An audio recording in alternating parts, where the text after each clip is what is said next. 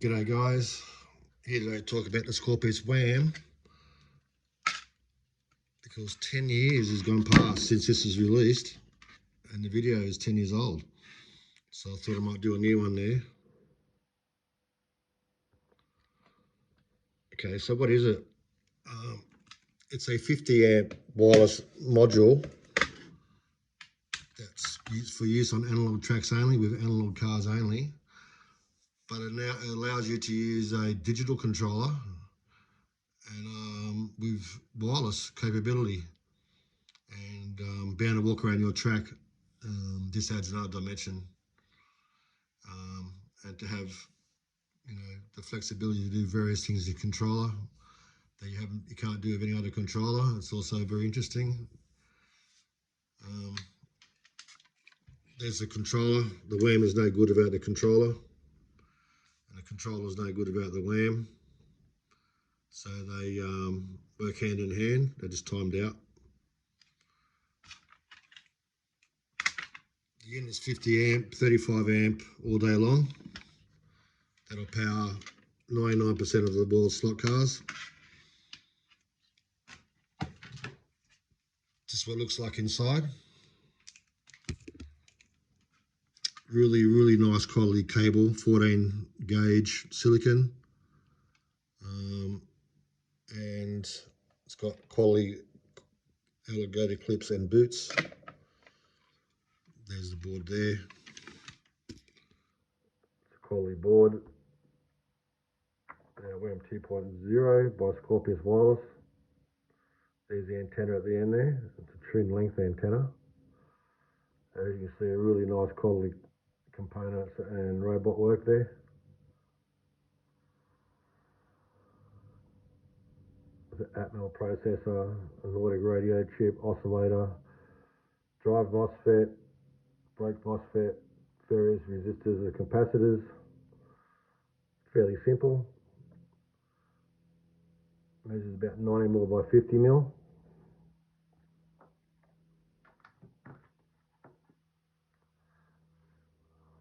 So here I've got my little workstation. Got an Australia driver station and an American driver station. And I've got the colour coding for the European driver station. I just use different colour wires on the WAM. And there's my power to the track. So what I do, I have just an Inco track piece that's portable, and I was connected up to the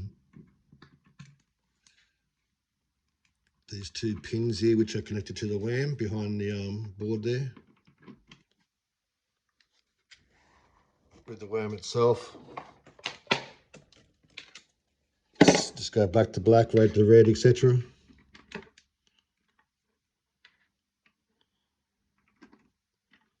If your sort of guy connects up wires incorrectly, you'd like to put a 5 amp fuse on that white wire, so don't damage the WAM.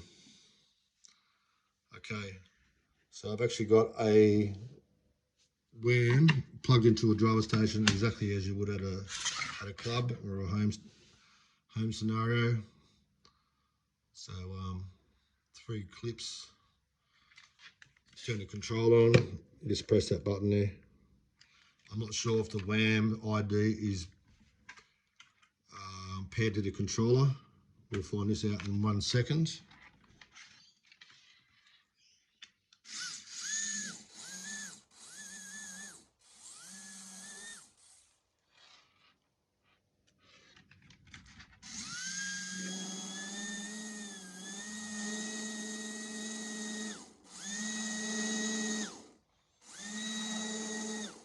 Okay, so that's the I think I've got it on about 13 volts or something.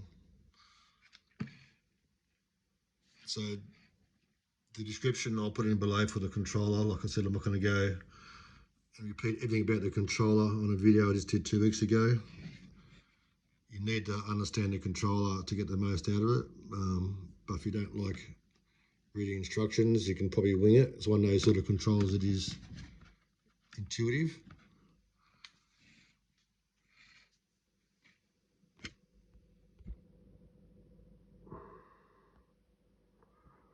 So we've got a name there. The number 5 is the ID. So you've got 24 IDs. You can run like 1 to 24 cars in any given room. Not that you probably would, but you could.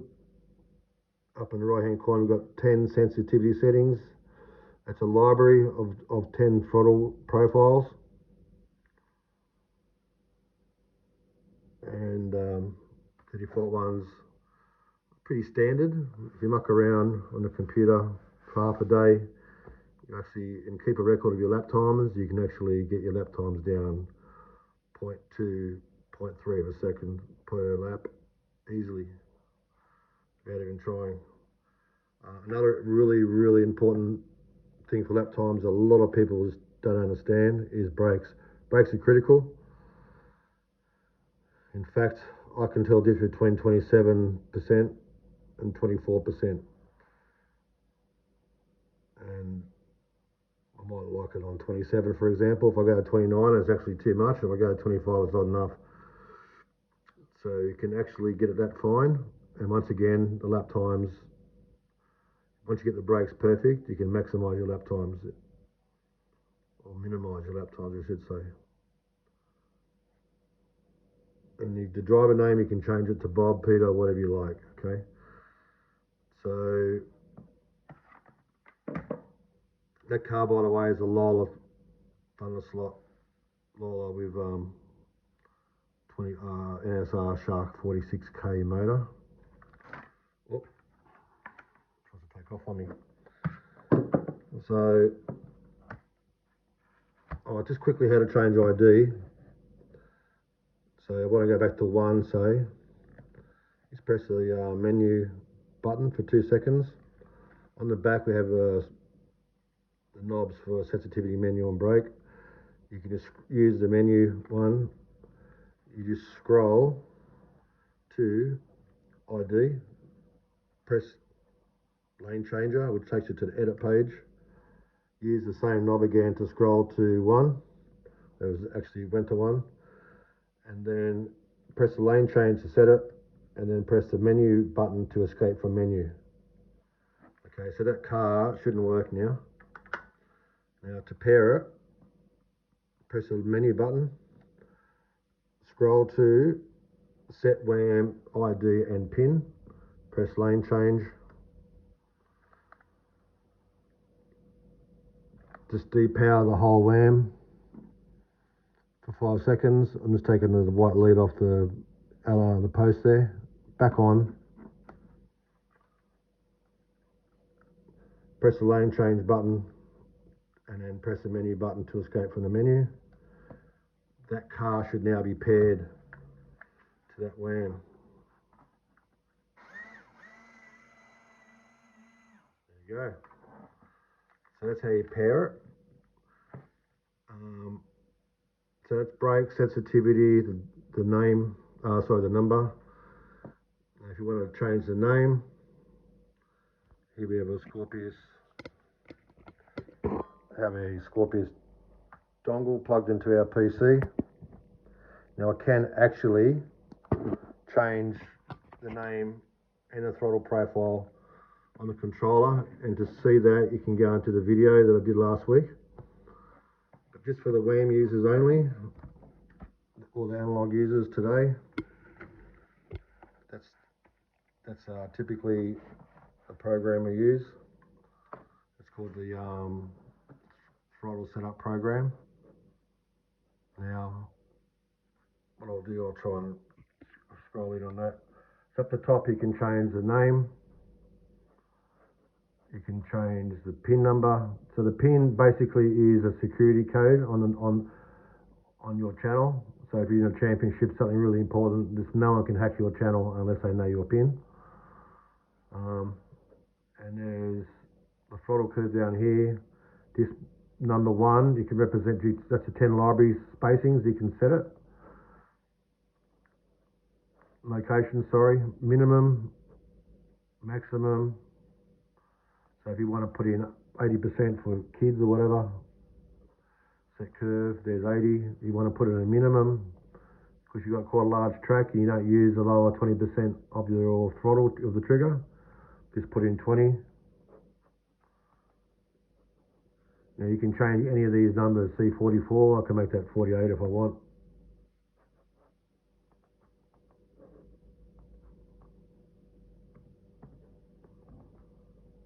And I can just go right through.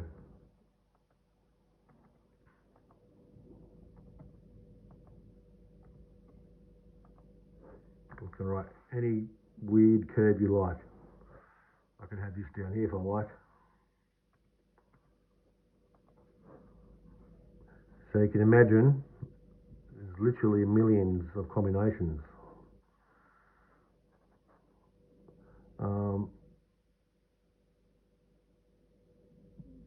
But here's ones I really like.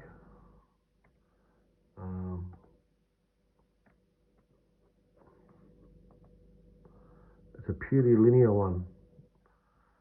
You'll find you don't use 0 to 30, or even on some tracks you don't even use 0 to 60.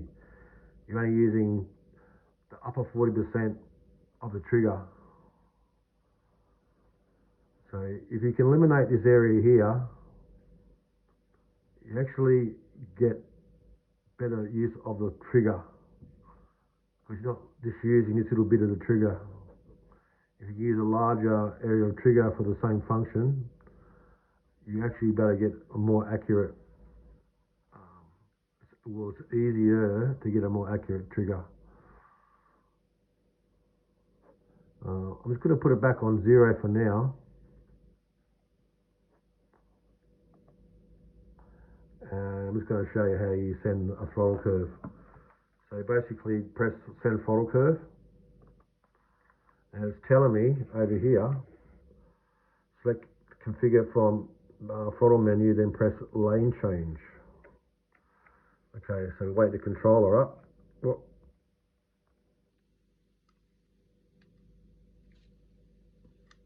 Now we scroll, press the menu button. Now we scroll to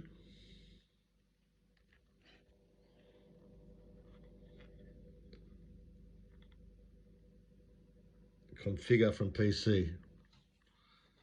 Okay, press lane change button like it said, and then press OK. Now if I go back into the menu,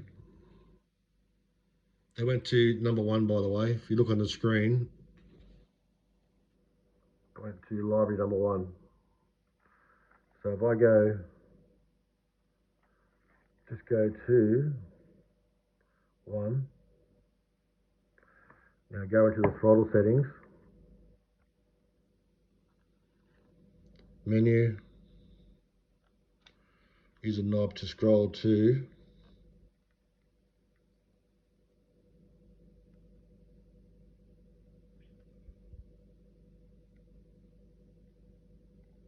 edit curve.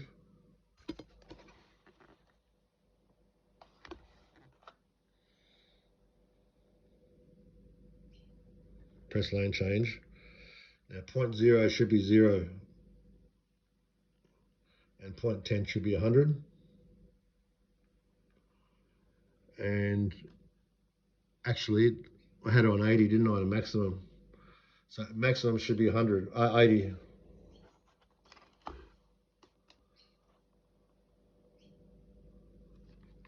Okay, so yeah, it's actually, you can see it actually has transferred a linear curve. If you look on there, it's got 8, 16, 24, 32, 48, 64, 72, 80. Just go and check it if it's all the same. Okay, just to be sure. Press menu button.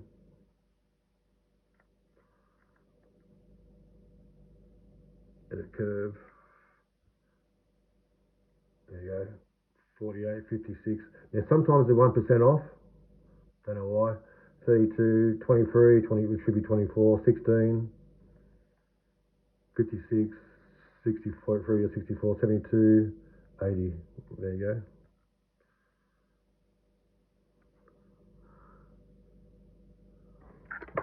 what I want to do is actually show you the sensitivity when it's at 0.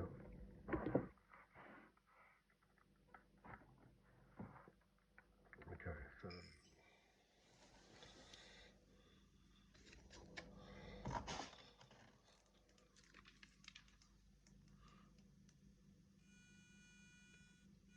you can hear the PWM noise. Once the motor gets going, you'll never hear the PWM noise.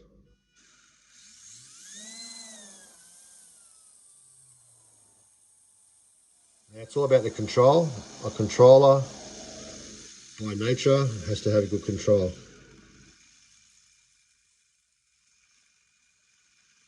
I don't know any controls on the market that have this sort of control. It's literally about 100 revs per minute.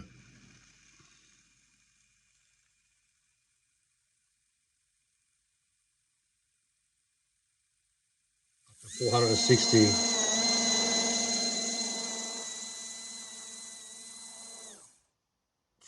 times more. It's 46,000 revs.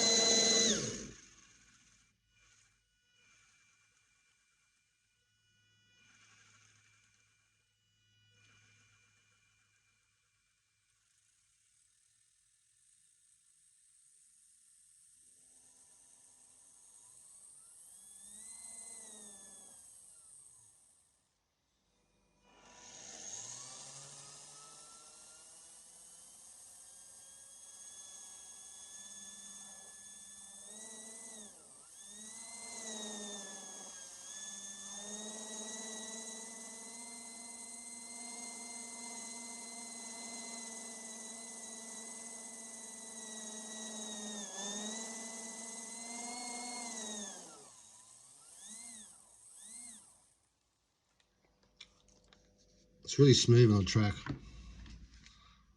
That's what's important, I reckon. So that's how you send a throttle curve. Just might go through that again. Like what I'll probably do one that I like. I don't need to lay down control because the nature of the track is that I never use a lower 30 or 40%, actually the lower 40%. So you just go to minimum, just press 40, press set curve, maximum is 100, press set curve.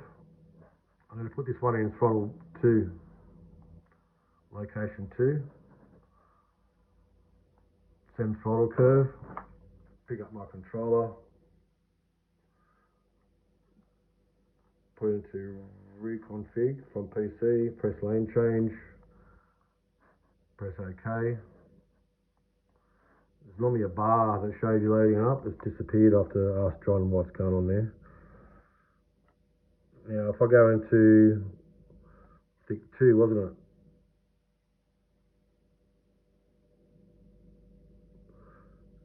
And just go in and check it. It should be 40 to 100.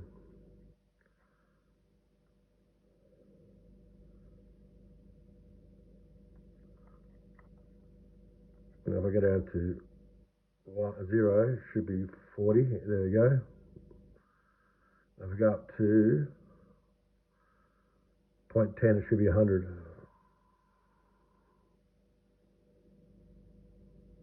And there you go.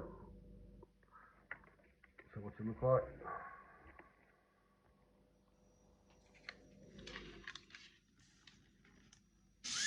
You see, when I touch it, straight to 40%.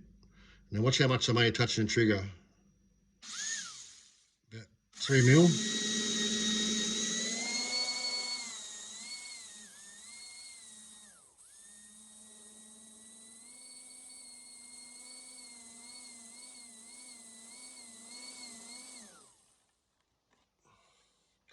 So that's how that works. Okay, what else do you need to know about the WAM? I think that's about it. You just need to know how to use the brakes, how to set up the throttle curve and how to store them in the memory, how to recall them. So what I do, I just keep a little diary and I just write down what curve is on what memory and for what car, for what track, what voltage and what brakes, and I can just rather than using my memory, I can just set the car perfectly for mass time and go, and it really does work. Okay guys, how to set the name on the controller is go to the menu, write the name in there, press send name, and just configure from PC on the controller, press lane change OK, and your name will come up on the controller. Once again, that's in the video that I'll put a link to that I did last week for the controller. I recommend that you have a quick look at that video if you haven't seen it. Otherwise, that's all for me today. Over and out. Enjoy. It is the best wireless analog system on the planet. Nothing comes close to it. Okay, enjoy.